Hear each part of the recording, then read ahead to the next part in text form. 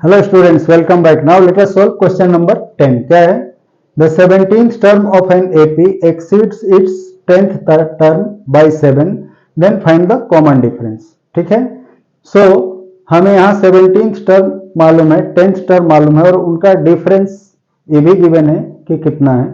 तो कौन सा टर्म निकालना है? इनका कॉमन डिफरेंस निकालना है. तो एज यू नो किसी भी एपी के टर्म को निकालने के लिए हमें फर्स्ट टर्म और कॉमन डिफरेंस मालूम होना चाहिए. So here let the first term is A and common difference is D. Then as given क्या है? Then as given 17th term A 17 equal to क्या हो जाएगा? ए प्लस 17 माइनस 1 डी, यानी A plus 17 minus 1 D equal to क्या होगा? A plus 16d. और a17 क्या होगा? a plus 16d. इसे हमने इक्वेशन 1 ले लिया. ठीक है. इसी तरह से 10th टर्म क्या होगा? a plus 10 minus 1d. So hence also a10 क्या होगा? a plus 10 minus 1d that is a plus 9d. और we can write a10 equal to a plus 9d.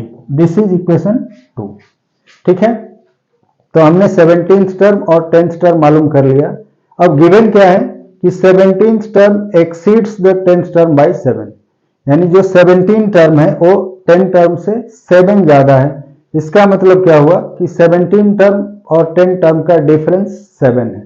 Hence as given, hence a17 minus a10 equal to क्या given है? 7. और a17 की value क्या है? a plus 16d, a plus 16d minus a minus 9d equal to 7. यहाँ a और a cancel हो जाएगा. 16d माइनस 9d, सो और 7d इक्वल टू क्या हो गया? 7. Hence d equal to 7 by 7 that is equal to 1. यानी कॉमन डिफरेंस क्या मिला? 1. सो हम क्या लिखेंगे? Hence common difference of this AP is 1. ठीक है. समझ में आया? तो नोट करो. मिलते हैं अगले वीडियो में अगले क्वेश्चन के साथ. Okay, bye.